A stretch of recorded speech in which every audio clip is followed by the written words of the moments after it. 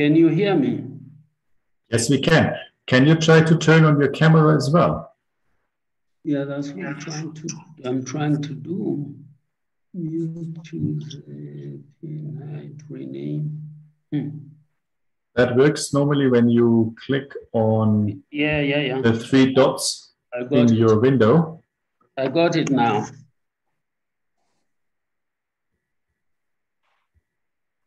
Yes, yes. Now, if you turn the camera a little bit down, then we can see the whole face. That would be great. Right. And Professor Mary, maybe you can try again as well.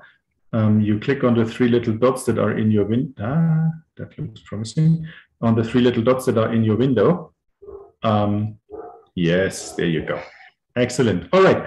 Now, Mary, how are you? I'm well, Father, and how have you been? I've been fine. It's been a long time. Okay, thank you. Thank you too. All right, now that we have every speaker convened together, I think we are ready to start. I welcome you to the 6th edition of the webinar series dealing with topics connected to trauma healing and transitional justice.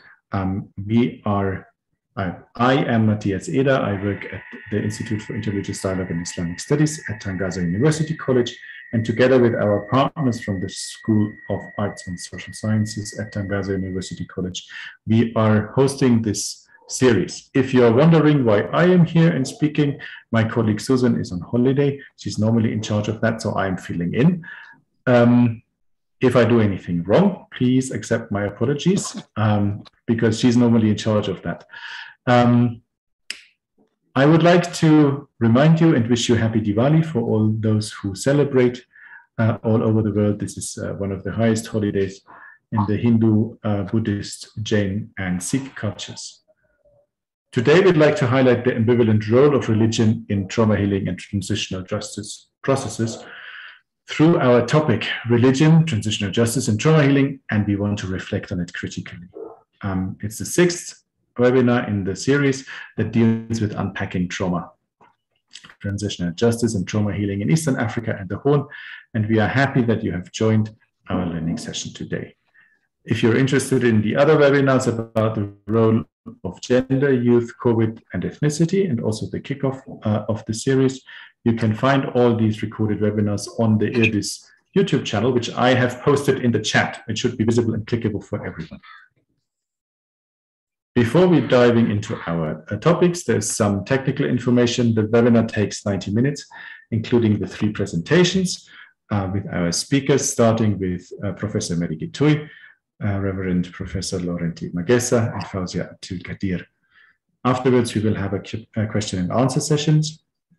So I'd like to remind the speakers that please try to stick to the 15 minutes so that we have time to discuss, and you also have time to discuss amongst each other about your respective inputs. The webinar will be recorded and it will be uploaded and available on YouTube afterwards. In case you have any questions, kindly comment in the chat. And I would like to give the word now to Professor Hodan Isse, who will be moderating today's session.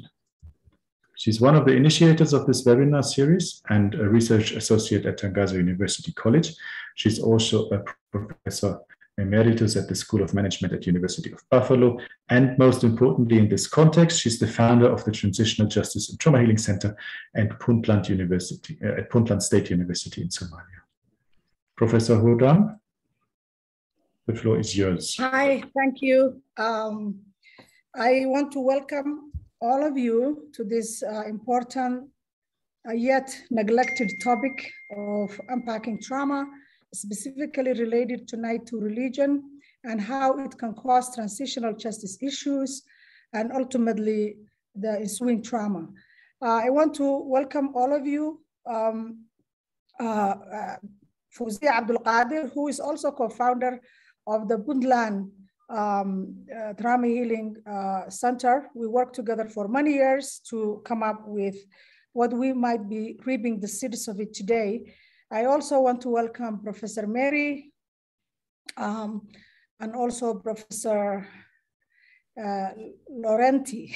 Sorry if I mispronounce. So basically, just to give you a little introduction about what where will this take us?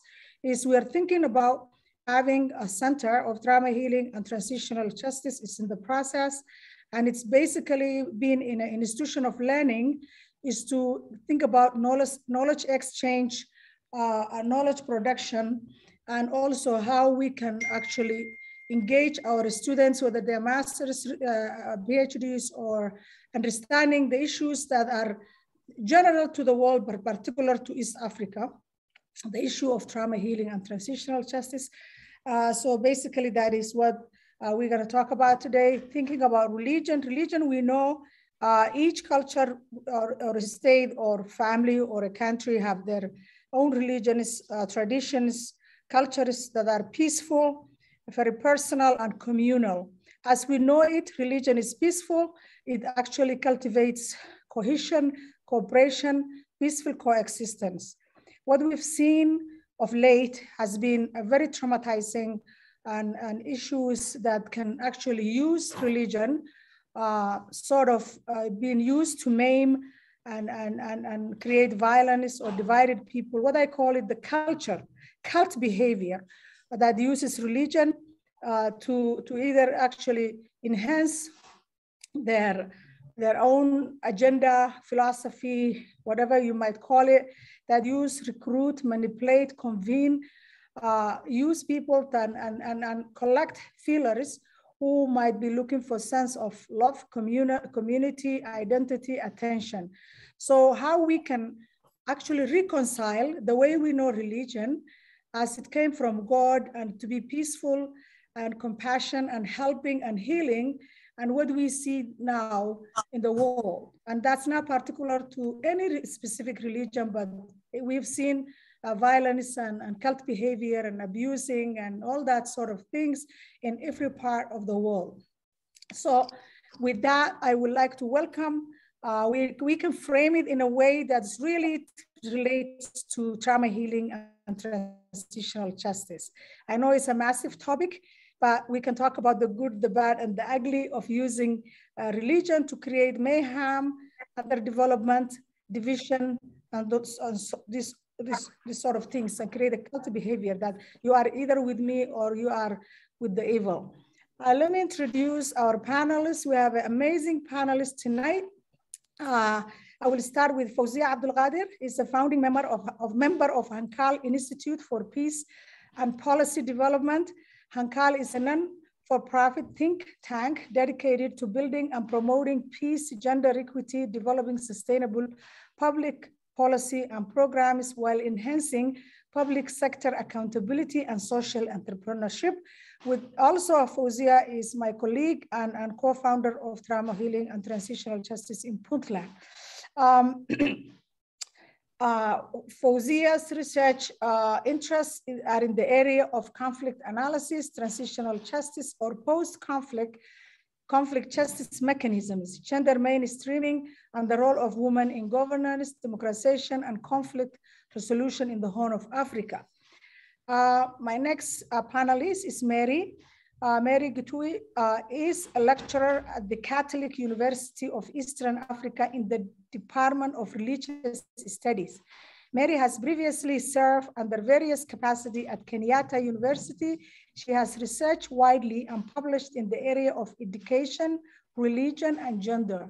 She's involved in the community service and church initiatives that focus on the family with special interests in children, youth, and the women.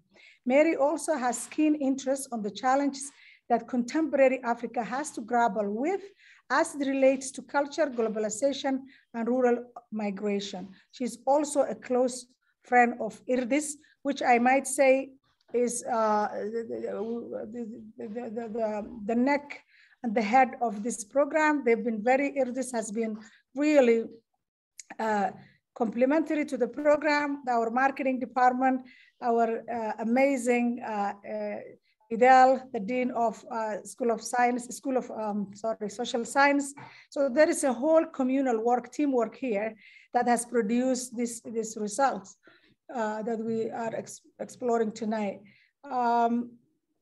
Professor Reverend Laurenti Megessa, is a priest of Catholic of Musoma in Tanzania.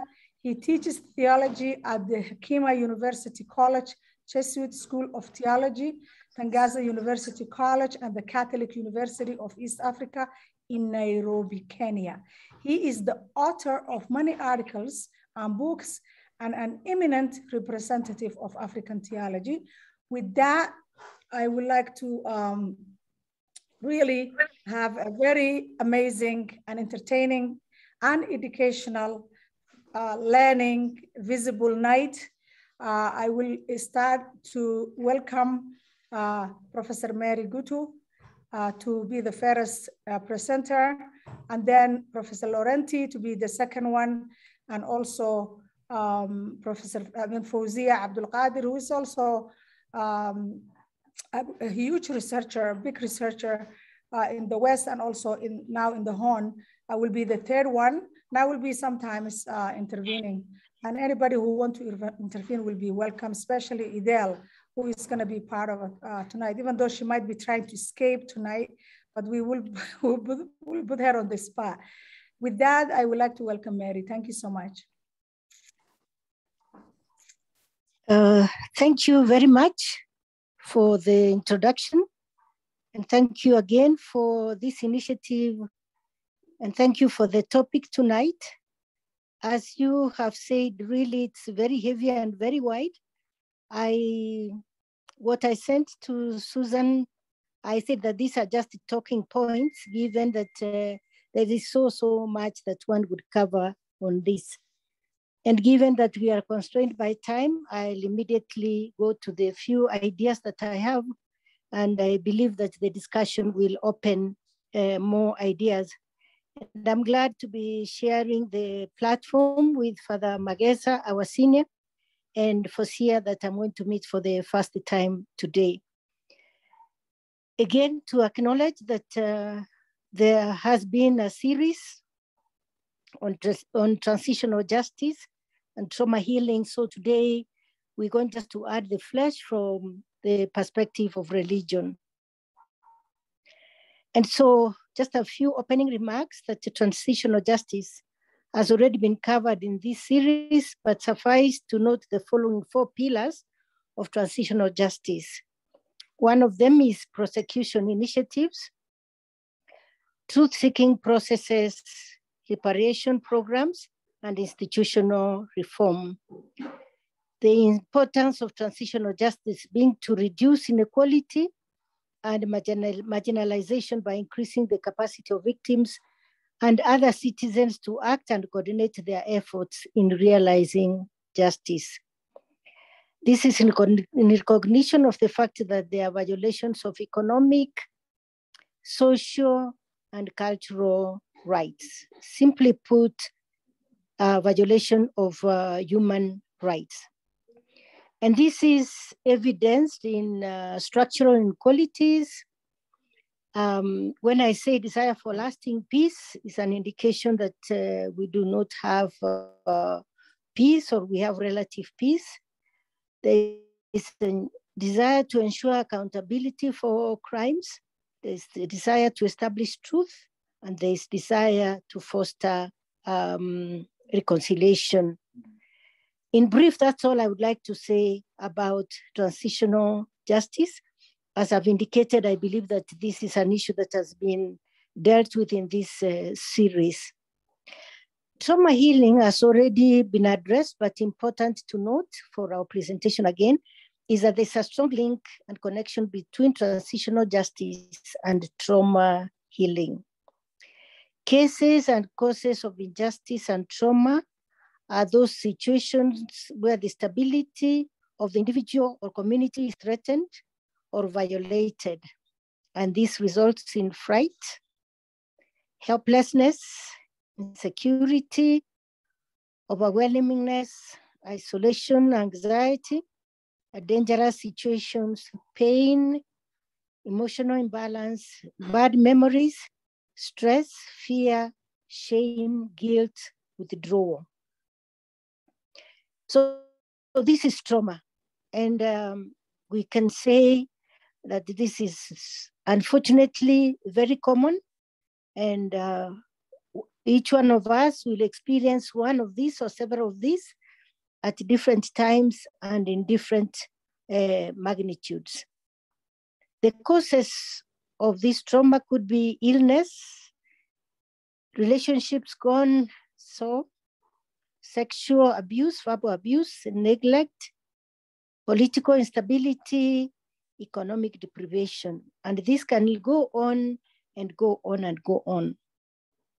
So what I'm trying to do in these 2 points on transitional justice and trauma healing is just to say that admittedly, there are cases and causes of injustice that could result in trauma.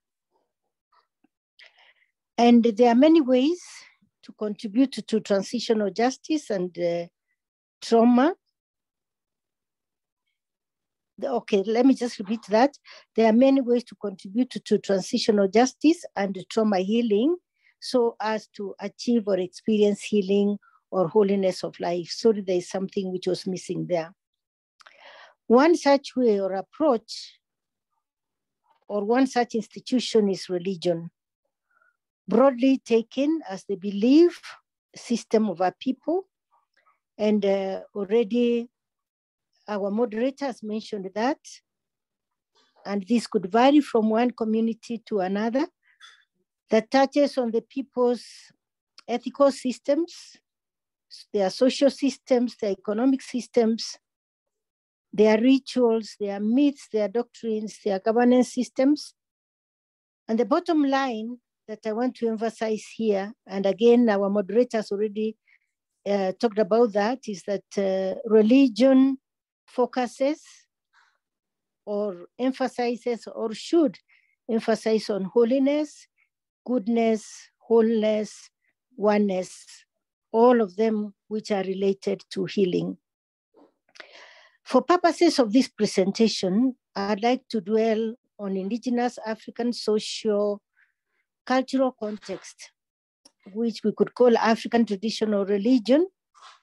And I want to emphasize on this because we have other religions that are present in Africa, are practiced in Africa, but we remain Africans. And so I would like to just take very, very simple examples from the African cultural context, which underpin the importance or the place of justice and healing. And I'm calling them lessons from African traditional religion for transitional justice and trauma healing. And one of the first recognition is that in the African traditional context, there is recognition of the interconnectivity, or English, interconnectivity between all aspects of life. Hence, religion should be incorporated in matters to transitional justice and trauma healing. Secondly, measures to promote justice and prevent trauma include socialization from infancy. And I'm talking about the African context where right from childhood, through animal stories, children, or right from infancy, there was stress or socialization on issues of justice and to prevent trauma. For example, among the Maasai, there are animal stories, and injustice is castigated, and there is emphasis on why there should be harmony in the community. Having seen what religion encompasses briefly above, we want to consider also that cleansing rituals in the case of contamination, even when one killed an enemy in self-defense. Among the Kisi of Western Kenya, if people went out to to raid, or let me put it even more clearly, that if people came to raid, outsiders, strangers, enemies came to raid in the Kisii community, and somebody, a member of the Kisii community, killed a member of an enemy, this was not a moment of rejoicing. It was seen as a moment of contamination, and there had to be cleansing rituals. What I'm saying here is, well, there is injustice, you have come to take our cattle. But in the process, in self-defense, I have taken away life. Even if it's in self-defense, it is contamination, and there is need for cleansing. Otherwise, this member who has killed, if they mix with others in the community, it is going to cause trauma. An unmarried girl who got pregnant but had to name the father of the baby during child labor. This is among the Baluya community of Western Kenya again. And many times, an unmarried girl who got pregnant could be under threat from the father of the baby. And she could also be harboring guilt, she could be harboring shame. But at the moment of labor,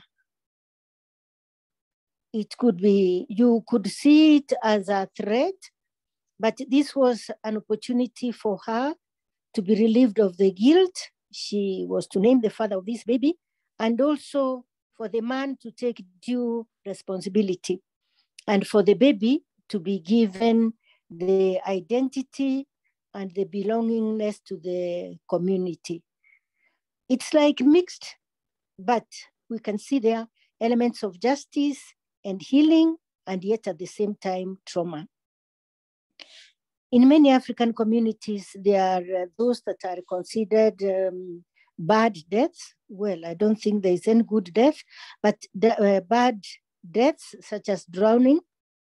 The entire community kept vigil until the body was recovered and due rituals effected for normalcy to resume in the community.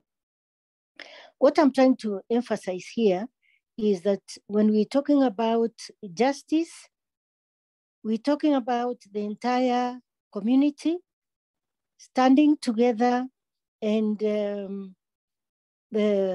just looking for that which can bring about wholeness in the entire community. Another case is that of suicide. And unfortunately, we are hearing that with the situation that we are in, I've not had the opportunity to listen to the earlier series, but COVID was covered, and I believe it is one of those situations of trauma. And related to that, there are increasing cases of suicide. Now, in the modern context, we treat it the way we do, but in the traditional setup, many of the communities, this was taken as interfering with the harmony of the community, and the body was beaten so as to break the chain of suicide, and therefore not allow more deaths through suicide.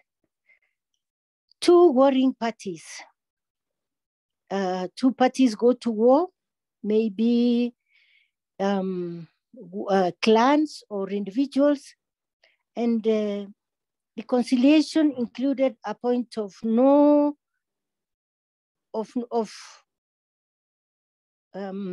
I think I missed out something here, but reconciliation included a point of no going back to the issue. If we had a feud with a neighbor and the community came back for reconciliation, then there was no point of return.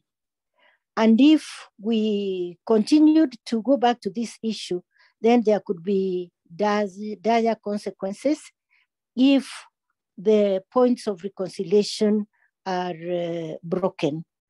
What I'm trying to emphasize here is the point of no return. And if we return, then there'll be dire consequences, which will continue to bring trauma in the society.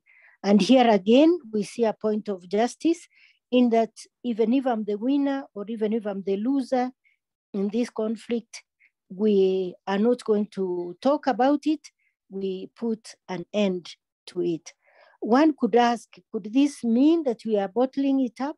No, the society had a way of emptying it, and we continue. Next, again, I'm coming back on the issue of death, which causes trauma and can also have injustice, especially in the present community. But I'm saying here that the widow and the orphan were incorporated because death was seen as an enemy that is disrupting the order of life. And the widow and the orphan who are traumatized, there are rituals and ways of incorporating them into the society. Indeed, in some African communities, they do not even have a name for orphan. Recognition of the future generations, in cases of trauma, in cases of war, in cases of conflict, then there was recognition of securing the future by sparing children. Not only sparing them from, if there is a conflict, then the men could fight, but you don't kill the children, you don't kill the women. And also very important is that these children, women, especially pregnant women, were spared from horror schemes and horror scenes. Very unfortunate because now we are in a time of technology and all we see around is trauma, and it is not, children are not spared. In fact, children are participating. Sometimes they are not even victims, but they are also participants in situations of horror. Next, I want to bring in the point that in cases of trauma and where justice was needed, then the judges and adjudicators were men and women of integrity, because their role was also seen as a spiritual role and as having a spiritual nature. And in this way, then justice was executed because the adjudicators knew that they had a responsibility to honor the honor that the community has given to them, and also for the good of the wider community. Let me go to the last point, then I come to the second last one. Among the Skuma. Your time is almost up. You have 1 minute. Thank you. Okay, I'll make it very quick. Among the Skuma, if a man killed, but he ran into the chief's home or to a grandmother's hut, they were not to be killed. This was a place of solace. This was a place of being given a hearing, and even if they were guilty, they were given a moment to explain their side as well. And a very important point from the African traditional perspective is that life is cyclic. There is a link between the past, the present, and the future. And the trauma of today and the justice of today and the healing of today has a link to the past and also has a link to the future. As I finish, I'd like us to have a reflection. Could the lack of recognition of the importance of religion and the cultural values be the reason why there is upsurge in injustice and trauma? Could it be why the jails are full and the return to jail is the norm? Could it be why the international intervention efforts yield little? And if so, how can these cultural and religious aspects be incorporated by who and how? I think I've managed within the 1 minute. Thank you so much for listening. Thank you. Thank you very much, Mary. Such an enriching and amazing lecture. And I like the fact that you have talked about women, how women disproportionately suffer. I will add youth also. And maybe in our students who are listening or tuning in will be understanding that there's lots of potential rich research here, ability, fertile ground for this specific topic as it relates to our region and how religion can be used in the way it was used in the past in a peaceful manner. I will also welcome now to our next presenter. Please welcome Laurenti. Okay. Just one comment quickly. Just one technical comment quickly. We have people raising their hands. Please type your questions into the chat window so that we can collect them and we will respond and come back to the questions at the end of the presentations. So Sister Jane and Stephen Ovino, kindly go to the chat window and type it in there so that we have it on record. Thank you. So thank you very much, moderator, Dr. Hodan Isse, for inviting us. I'd like to begin by appreciating and thanking very much what Professor Getui has said, because it very much touches my own points, as if we sat together. There are at least 4 requirements for the process of transitional justice. And she has mentioned them. These are well known to students of peace and reconciliation studies. They are concerned with actions to be performed in order to restore justice for a severely aggrieved party in the process of human relationships. They include, and Professor Getui has listed them, the process of establishing the truth of events, what actually happened. Secondly, prosecution procedures. Thirdly, reparation programs. And fourthly, institutional reforms. These are 4, they are not the only ones, but these are required in the process of transitional justice. Each on its own or all together, they are intended to promote peace, good governance, and reconciliation. Fundamentally, they entail the recognition of the dignity of the individual or of the communities concerned, the redress and acknowledgement of violations against people, and the aim to prevent them from happening again. That's the goal. While these procedures are necessary in the process of restoring justice, or how human relationships across societies be, they remain at a technical or mechanical level of existence where persons and societies are concerned.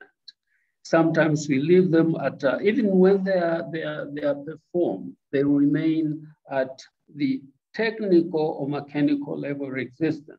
An important dimension that might be lacking many times, and that our conversation today definitely means to highlight, is the interior motivation for these processes that is essential for authentic justice. The interior, why are we doing this? That is essential for authentic justice. At this interior level, the humanity and dignity of every person are accepted and taken seriously. Reparation at this level ceases to be merely a superficial formal act, but an outward sign of deep transformation of the offender's heart. The offender, when they provide reparation, they are saying, if this is a religious event or a spiritual event, that they are transforming their hearts. So that is a requirement. And this is a resolution to eschew, to leave behind previous behavior and adopt a new perspective in human contacts, one of mutual respect and support. The role of spirituality and religion is to be found here. Religion is the dimension of human existence that, perhaps more than any other, demands deep inner change of heart and attitudes, from self-centeredness to genuine, extensive compassion and sharing. Conversion is the religious or spiritual term for this development. Conversion. My heart is converted. I'm resolved now to do something different. The process of bringing about such spiritual or religious conversion involves a change of existential perspectives. By themselves alone, the establishment of the truth of a particular odious historical event, processes of prosecution of the offender, and demands for reparation in favor of those who suffered or continue to suffer from an event remain insufficient unless they take into serious account transcendental spiritual values. Transcendental spiritual values. These are very, very, very important.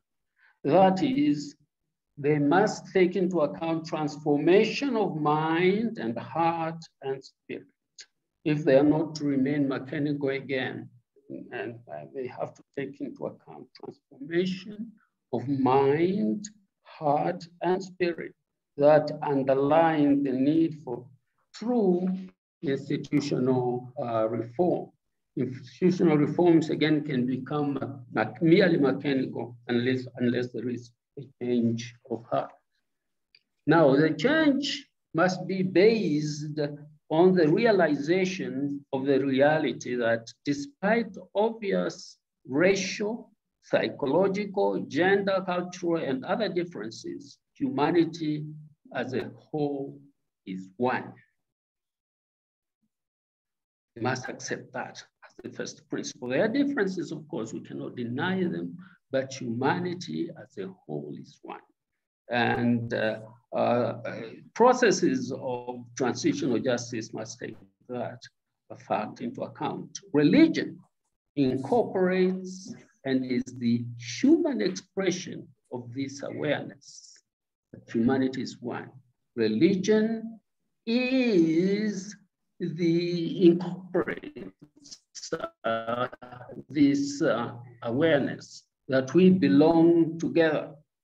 And religion incorporates and is the human expression of the awareness of the oneness of humanity in symbols, rites, or rituals that indicate how humanity belongs together.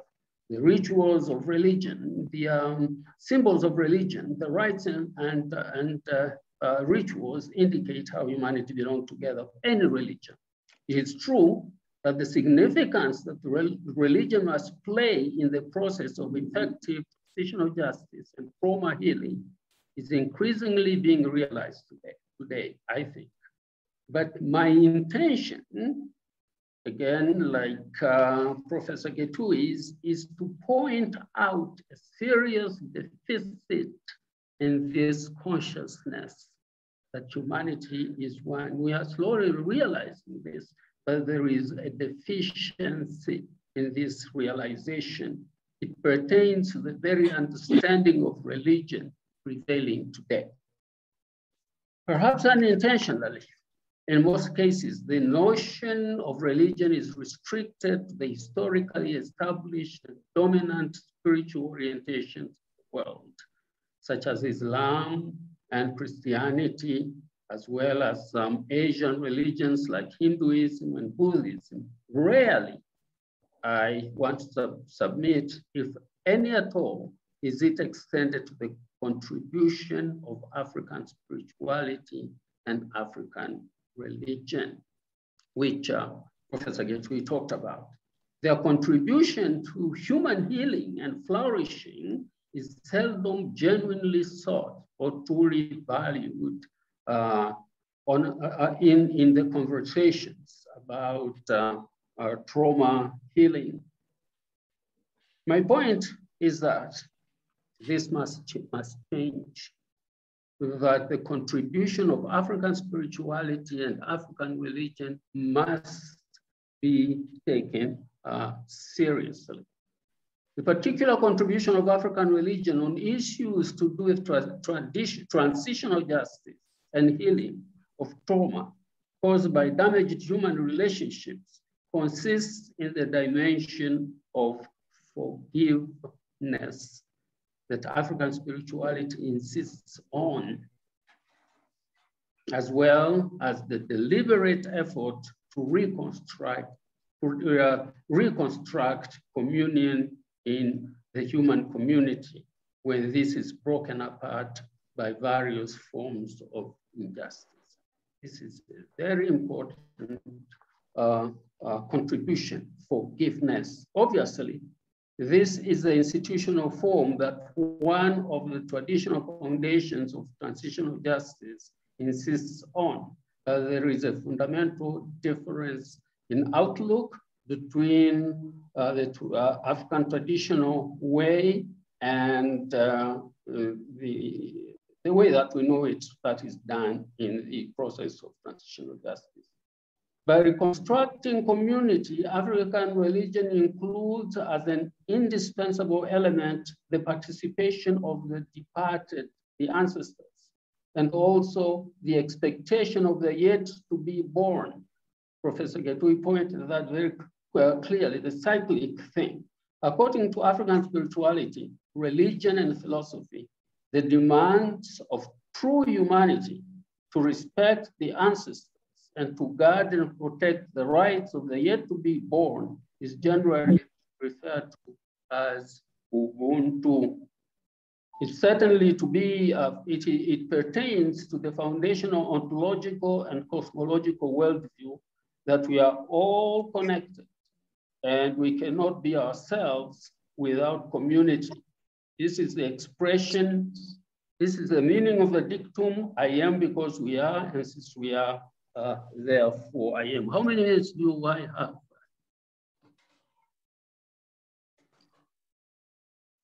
You have 3 minutes. Oh my God. Well, can you grant me 2 more? What does it require to build authentic Ubuntu in that sense? It involves not only intellectual awareness, but also inner conviction of the worth of each person and every person. This is manifested by forgiveness on both sides, that of the offender and that of the offended. Forgiveness is expressed through the performance of rites and rituals of reconciliation, as again, Professor Getui has pointed out.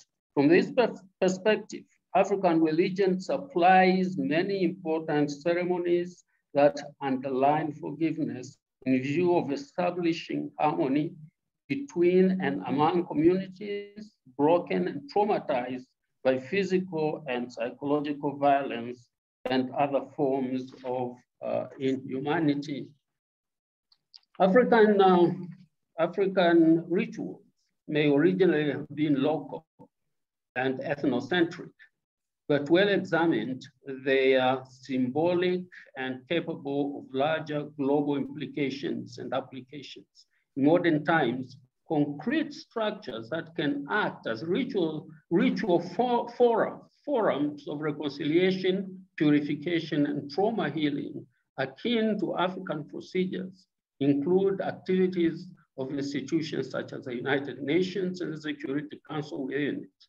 There are also regional blocs and international groups like the African Union, the European Union, the Group of 10, the Club of Rome, and so on, which can act as reconciliators and reconcilers. 2 current examples urgently requiring interregional and international arbitration and reconciliation may be cited. One concerns the issue of immigrants and asylum seekers in Europe and other parts of the economically advanced world nations. Another refers to the international approaches to climate change and the environment in general. Meeting now is taking place in Glasgow. To address them today, it may call for acts of parliament in countries where illegal immigration is, quote unquote, a problem. High-level bodies in a country will need to enact resolutions to host immigrants and to avoid social and economic discrimination against them. Though not perceptibly religious acts, all of these acts consist of a certain spirituality in terms of inner conviction. Although they are political rituals of reconciliation, the intention is to promote justice and harmony among people. And the process is spiritual. 2 minutes and I'll be over, please.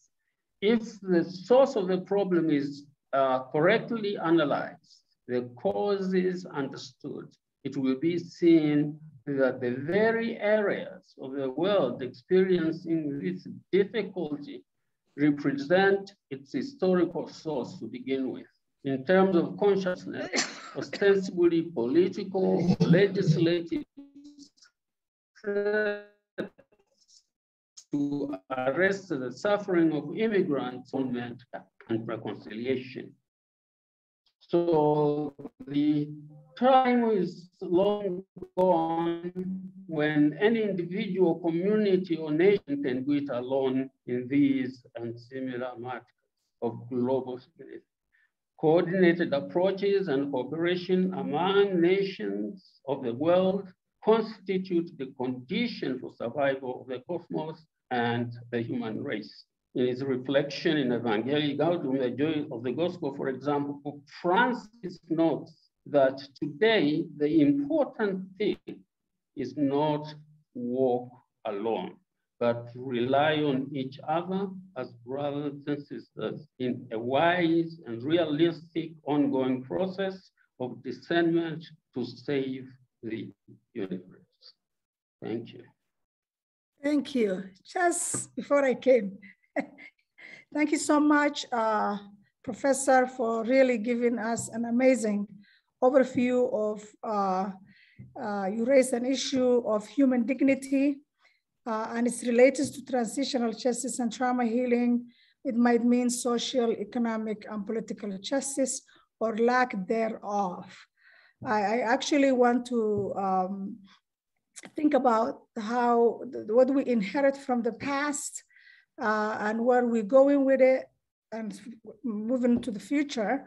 We might have to look, we have all these, and I know the topic is not partly tonight about the donors or UN organizations or anything like that, but I think Africa, to find itself, we must understand if we have the best of both worlds or the worst of both worlds in terms of issue of trauma, economic justice, and social justice. With that, I would like to congratulate you for a well done presentation. Sorry, we always have limited resources and unlimited wants, and presentation is part of the time is also a shortage here. So maybe you'll have a chance to sort of say what do you want to say, if you want to say more.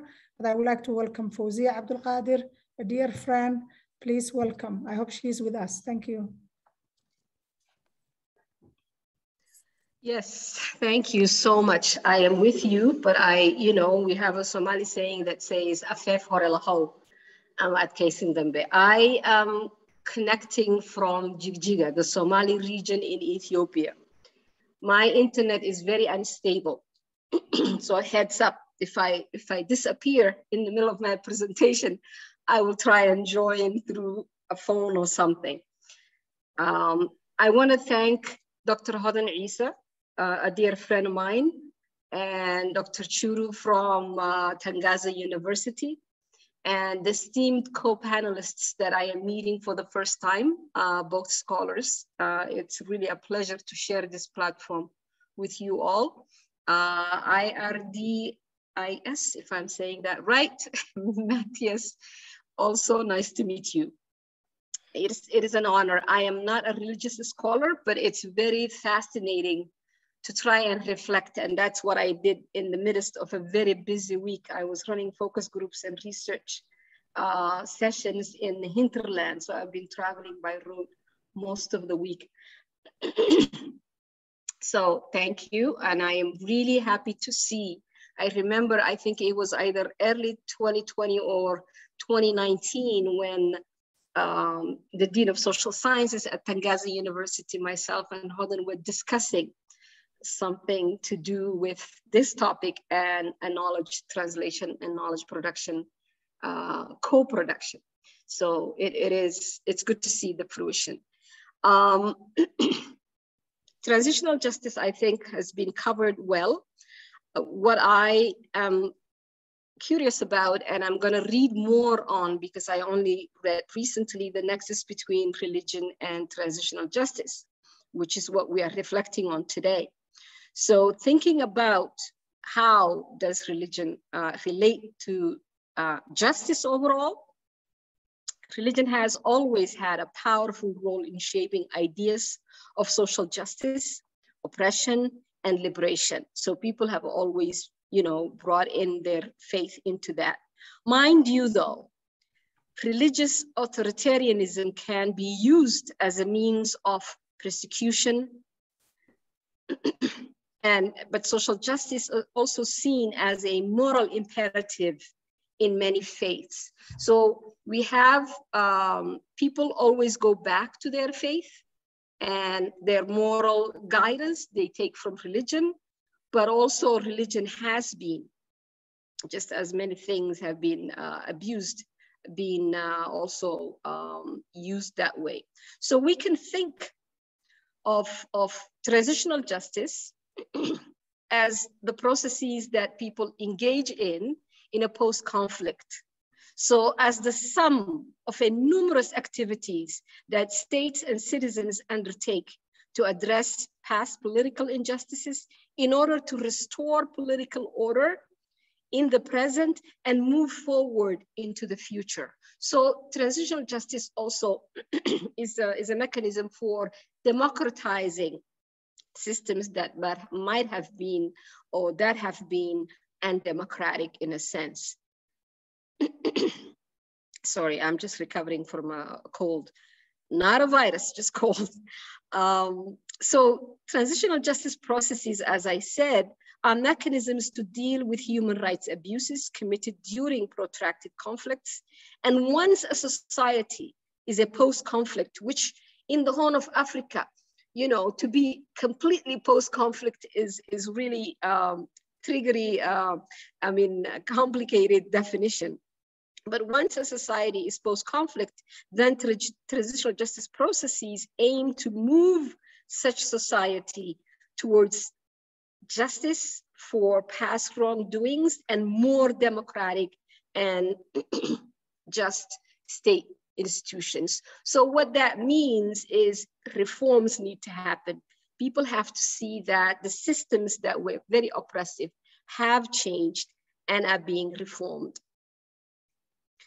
When we think about the role of religion then in transitional justice processes, according to Professor Colin Murphy at the University of Illinois in Urbana-Champaign, we need to consider the multiple and conflicting roles of religion during periods of conflict and oppression. Professor Murphy argues against conceptualizing transitional justice in a theological grounded manner that emphasizes the importance of forgiveness. So here, I think it needs to be highlighted that the moral guidance and the faith of people, we always go back to saying, let's forgive. So she's saying that that shouldn't be the dominant sort of fallback or go-to, yeah? So however, there is no doubt that religious leaders and actors have prominent roles in processes of transitional justice. So in every society, in every religion, traditional religious leaders and prominent traditional leaders have a role, but religious leaders help. So we know that there are numerous, to be counting here, global events, specifically even at the Horn events, that societies had to deal with. And just to kind of globally put it in a context, I think we all know the history that is the Nazi Germany. Recently and also historically, Hindu nationalism and what happens in India, white supremacy that might be sort of camouflaged in Christianity, and what we have now in the sense of entities like ISIS and Al-Shabaab, which is really hijacking Islam. Islam is a religion of peace. So we know that, and in that we can see the language of faith and the faithful people's kind of like sentiments come through strongly in performances of apologies and forgiveness. It is often religious leaders that put in efforts as a civil society to deal with and attempt to heal or repair the body politique. So as a civil society voice, religious leaders come in and try to heal the past before you even get into formal legal processes. So in other words, the religious community leaders are attempting to deal with the past as activists most of the time.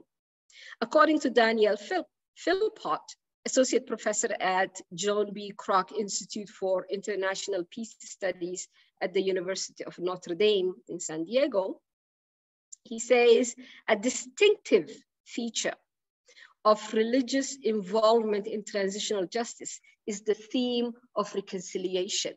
So, Professor Murphy mentioned how they gravitate towards forgiveness.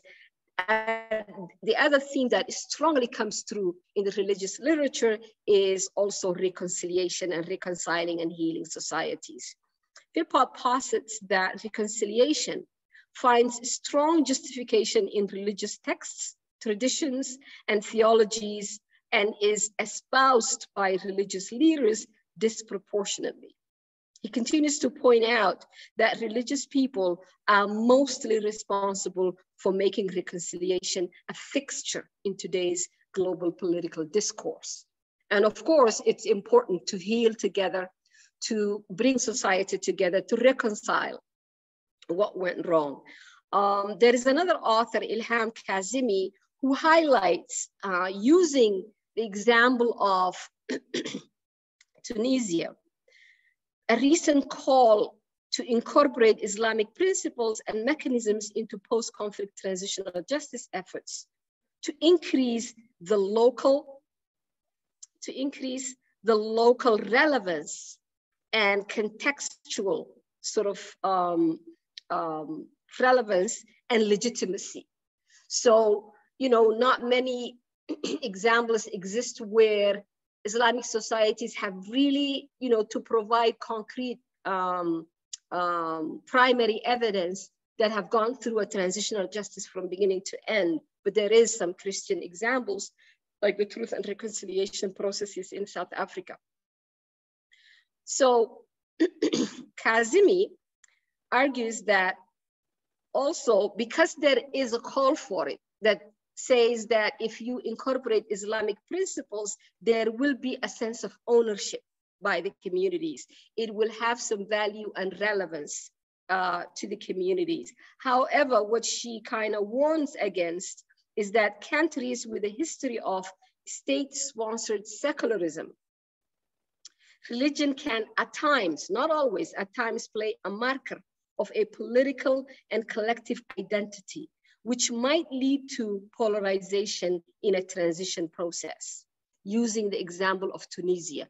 That does not mean that we need to kind of throw the baby with the bathwater, right? So for me, kind of like just touching at the tip of the iceberg in terms of the literature that is coming out with regards to religion and the nexus between religion and transitional justice. Coming back to the Horn of Africa, where we have a diverse communities, multilingual, multi-religious, I think it's really important for people, scholars of transitional justice and scholars of religion, to come together and collaborate to highlight what Professor Mary Gettua talked about in terms of the indigenous, also African ways of looking at things and healing and the processes that work.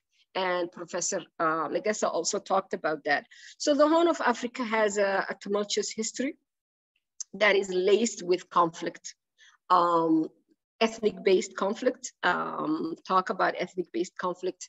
I am sitting in Ethiopia today, and we need to all pray for Ethiopia, for things to stabilize and conflict to end, because there are mothers and babies and children getting displaced as we speak in the northern part of the country.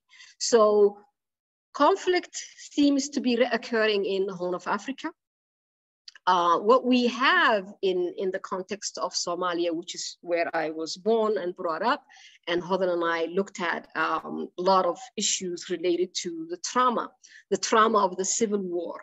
What is interesting then, when you think about culturally and contextually appropriate transitional justice processes, is we have, especially in the Somali society, but in all the ethnic-oriented and clan-oriented societies, when one person or one group of armed militias commit some atrocities, what happens is people are either attacked in the name of who they are.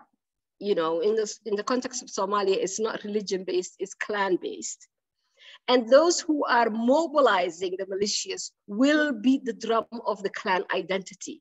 So the complexity herein lies, as we deal with cases like Somalia, is you cannot assign blame to the entire clan. But the way we frame the things that we frame in terms of who's complicit and who's not, they will name an entire clan community to sort of say they did this, which is not right. Those individuals who were armed should be named. And we fall into, you know, the northern driven, sort of like somewhat Eurocentric, not to have anything against anthropology, but that anthropology literature that kind of groups people as if they are a monolithic group. Then we run into the problem is, do you prosecute the entire clan? Here is another example. If you, in the process of transitional justice, were to deal with Idi Amin of Uganda, what about the Acholi community? So we need to, for the context of our region, we need to find a way to decouple people's identity and what is being done in their name by few warlords. That is the kind of like a complex issue that we need to unpack as researchers and educators. My dear. Okay. You might want me to give you extra time. No, I'll wrap it up in 1 minute. I have to be fair. You have 1 minute to wrap up. 1 minute, I'll wrap it up. My challenge to myself and my fellow Horn of Africa scholars is, and in the entire continent of Africa, is to sort of find a way that we can theorize and practically lead processes that are going to not implicate entire communities, because it is a complicated issue with a civil war where militias are mobilized in the name of clan and they commit crimes in the name of a certain clan against another clan. So I'll stop there. Thank you so much. Thank you, Fosia, for the enriching your presentation. You have actually touched many things, democracy, and we can look at the democracy and religion, governance, what the scholars, and I have to say Western scholars, say about trauma, religion, and transitional justice. I think it's a good idea to think about also how specific religions, especially how they can say something about this, and I still forgiveness and having common grounds is a way to go. I do believe that, especially in this region, where you see, I mean, you just name one now in Ethiopia. I agree with you. We should pray for Ethiopia. We should pray for Somalia, which is also going through election, very complicated election, and hopefully there is some sort of a peace dividend. We hope also Kenya, as we speak, who is heading for election, will also have some sort of a peace dividend, and not to further traumatize, whether it's the Horn, to any sort of violence, or whatever name it may have, be religion or governance or all sorts of things. I really appreciate all the presenters. Without further ado, I would like to welcome, if Matthias will guide us through the people who have questions, or after that, maybe after we collect the questions, I think if there, maybe we'll take 4 or 5 at a time, but then give a chance to the audience who might have something to say, or comments or concerns. Mainly, I think I suggest that it should be questions in the interest of time, if we can actually attend to the questions. And even if you have a question or a comment, please be specific and short. Thank you. Thank you very much, Professor Hodan. In the chat, we haven't received any questions. Now, the question is that a technical issue on the side of the participants, or is that everything was clear? So I'm inviting those ones who are participating still to post questions in the chat. I have a bunch of questions. The beauty of being one of the organizers is that out of my list of questions, I will not pose them today, but we will just make another webinar out of those, because I would be interested in the individual effect.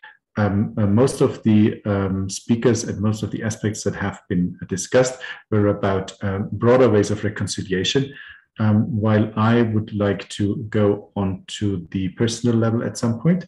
So the role of religion on individual trauma, which is very ambivalent, as we might imagine, but I think that will be a discussion for another day. Are there any questions from the panelists to your fellow panelists, or are there any additional questions in the group of participants?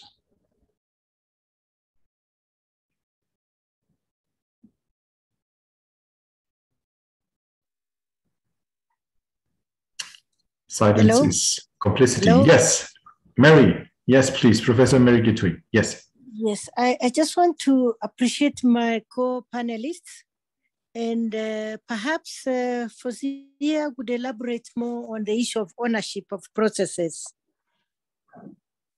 Ownership. That struck me as something that we need, not just in justice and trauma healing, but just ownership of these processes. How can we go about that? Because a lot of times, if it's at international level, then the people who the shoe is pinching are not present. Sometimes we don't even know what is going on. Hello. Thank you, Mary. Is there another question? Should we compile a couple, or should I go ahead and respond? I think you can go ahead and respond to this one. I'll read them to you, the ones from the chat, after you've responded to this one. Okay. Thank you, Mary. It's really important, the question of ownership, and also the question of the relevance, contextual relevance for the processes with which we engage in. I think when you think about the International Criminal Court or the international processes that went down for Rwanda, the international tribunal that was held in Arusha. When you think about that, those are removed. And I remember talking to some colleagues who said people in Rwanda were watching this on television. And what they see is people who were accused of the mass murders wearing suits, sitting in courts. And that in itself, it's not only so far removed, it is like, to just really oversimplify it's kind of like glorifying. They're on TV, they're well-dressed, they're trying to defend themselves. And I think that individual culpability and the Western notion of trying to find evidence against that single individual, you know, and going through that very expensive processes that they put together, where there are more larger numbers of perpetrators who people, the local institutions might not have the resources to even put them through anything. So the ownership sense touches on some of the procedural things and the mechanisms that you employ or deploy in a context. People who live in that context, who have experienced the trauma of whatever abuses that they have gone through, need to feel that this process is actually speaking to them. And the sense of ownership then comes to relevance and validity. Because if things are held in a place where you can't reach, you can't go, and it's kind of like a performance stage and people are doing things and so many thousands of dollars are going to go into just prosecuting one person or the other, where you have in the cases like places like Rwanda, the local processes and the gacaca processes, the communal processes worked. And people then will have a sense of ownership. And I think the ownership process, that feeling of that you have an integral sort of part of this process will help the healing process, I think, the trauma healing, because what we need is some collective communal healing. I think I am touching on many things and I'm probably all over the place, but I think sense of relevance, sense of ownership, and people feeling validated, the victims, and processes bringing back to the processes into the local contexts. I'll stop there. Well done. Well done. Thank you. I think there is a question, Matthias, I think on the chat room. I think Professor Magessa has his hand up. You're on mute, Professor. You have to unmute yourself. Thank you very much. I have. And I want to touch on what Professor Fosia has just touched on. This question bothers me a lot. Generalizations, they are like that. And where she comes from, it seems, a few people, or not even a few, some people commit crimes, and then the whole group, the whole community is, described as being complicit in the process. It's not only there; it seems to be a human thing. How can we really tackle that? Africans are like that, Americans are like that, and well, if it's a good thing, fine. But if it's an evil thing, it really bothers me, and bothers me the more because it's not only limited to certain spaces, and communities, but seems to be a worldwide thing. Do you agree or not? And why is that? What can we do about it?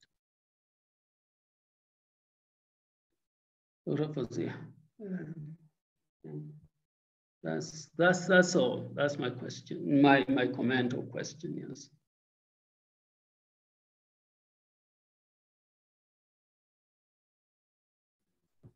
I think that is a comment, much more than a question. I think a very valid comment on that respect. There's many different aspects that we need to take into account. One of the aspects that has been mentioned now in the chat by Frank Mukasa, some traumas come from families. How can they be resolved in the African context, since the society seems to be lacking elders? Elders in the context, I guess, as it was described in the traditional African sense from Professor Mary and Professor Magessa in that respect. So maybe you can give us a short comment on that. We are also running a little bit over time, so I would urge you to be short in your responses so that the people also have the time to give us a short evaluation that I will share in the chat now as well, so people can click on that and do that already. it's true. I would say it's true briefly that elders are dying out, but I think that traditional African wisdom remains. It is not completely gone.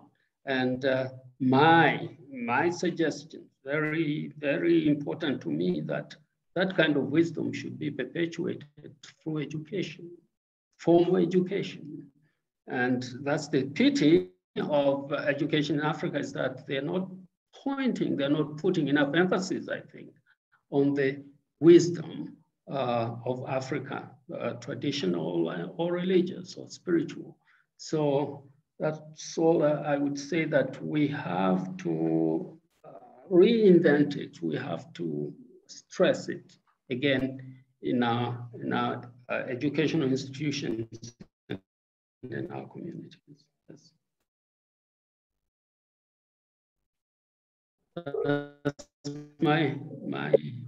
I think Mary was also addressed on that question. Yes, I was just to follow up. Professor Mary, do you want to give us a remark on that? All I would say is that the elders are there, people of age, but the circumstances are very different. We are bringing up children away from their grandparents.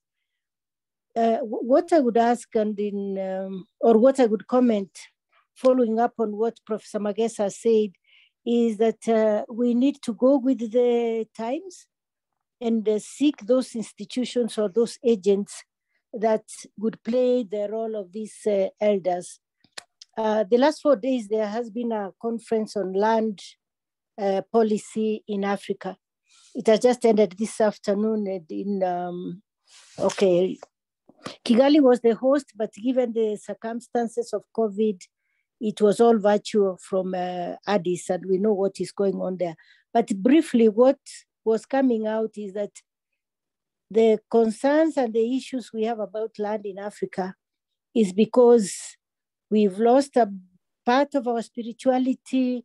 We are being served by factors that we do not even get. And I think this is also what is applying in our families, in our education systems, and there is need to be deliberate. Thabo Mbeki had always sung the song of African Innocence or African Renaissance, depends on how you want to pronounce it. What is it that we can get back? Because truly there is a gap. And that is why even in Kenya now, we are coming up with alternative rites of passage. Alternative. It may not be as it was done in the cultural context, but alternative given in the context that we are in today. But definitely and certainly the family is at threat. And if the family is in threat, then society, wider society is at threat as well. So we need to strengthen family life. Thank you.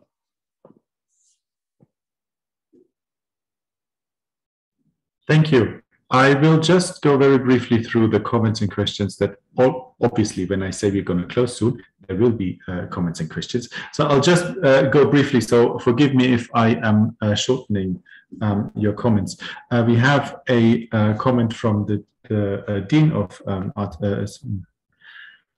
of SASS from Tangaza about the evident disillusionment with religion's potential, so that there is that there might be a disconnect with African spirituality that leads to that. I think that is a valid question and a valid comment on that this connection has been lost, and therefore it's making it even harder to go back to the potential of religion in Africa in the respect to our topic.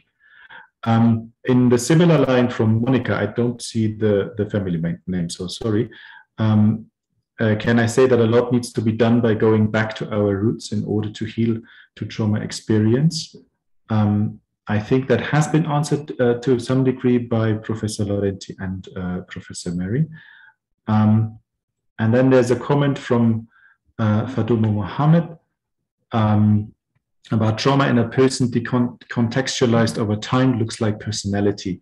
Yeah, so you have this is a very famous quote. where you all of a sudden mistake trauma for personality. And I think that goes further in line with the questions that I want to put forward into a separate webinar, going into more depth when it comes to personal trauma, to go into this one. And the quote goes on: trauma in a family decontextualized over time looks like family traits, and trauma in a people decontextualized over time looks like culture. And we have that in all different contexts, European, where I am from, but also African contexts alike. I don't think there's a lot of difference here. We have another comment on the depth of trauma and in praising the depth of the discussion. And looking for practical answers in the African context. I think that's also very valid. And I would like to close that here because it's getting late. And I don't want to extend the discussion any longer. I have shared the link for the evaluation. So please, dear attendees, click on it. It's only a couple of minutes. It's not very hard to do. I'll leave that one in the comments for now. I have a couple of thanks to give and 2 announcements, but Professor Hodan, do you have any last remarks from your side? No, actually, I just wanted to thank the presenters, job well done, and we will follow up with your discussions. Hopefully we'll compile some sort of a report. I think this is our 6th webinar. A lot of education and exchange of idea and knowledge has been shared. So we thank everyone's time, everyone who came with their time and a good presentation. Thank you very much. Thank you, Professor Hodan. Thank you, Fosia. Thank you, Professor Magesa. Thank you, Professor Gitui, and all the other contributors. Thanks to all the people that have attended. We know that it's late. On the other hand, that also allows us to come here after our normal day jobs and to have these kind of discussions with as much access as possible. I have promised 2 announcements. We at IRDIS have an online conference next week, Thursday and Friday, starting on November the 11th at 9 o'clock in the morning. It's the Tangaza Annual Conference on Sustainable Peace in Africa. This year, we will discuss with a bunch of very interesting speakers the violence in East Africa and the Horn, religion's contributions to conflict and peace building in the region. If you have received the notifications for this event, you will also receive notifications for TAXPA. The second thing I would like to announce that I have been asked not to forget, the next webinar will be on the 9th of December, again at 7 p.m. in the evening. We highly appreciate your feedback. I have mentioned it already, and I wish you all a pleasant evening and a good night after this. Thank you very much. Thank you, Matthias. Thank you, Hodan. Thank you, everybody. Thank you so much, everybody, and good night. Good night. Good night. We highly appreciate your feedback. I have mentioned it already, and I wish you all a pleasant evening and a good night after this. Thank you very much. Thank you, Matthias. Thank you, Hodan. Thank you, everybody. Thank you so much, everybody, and good night. Good night. Good night.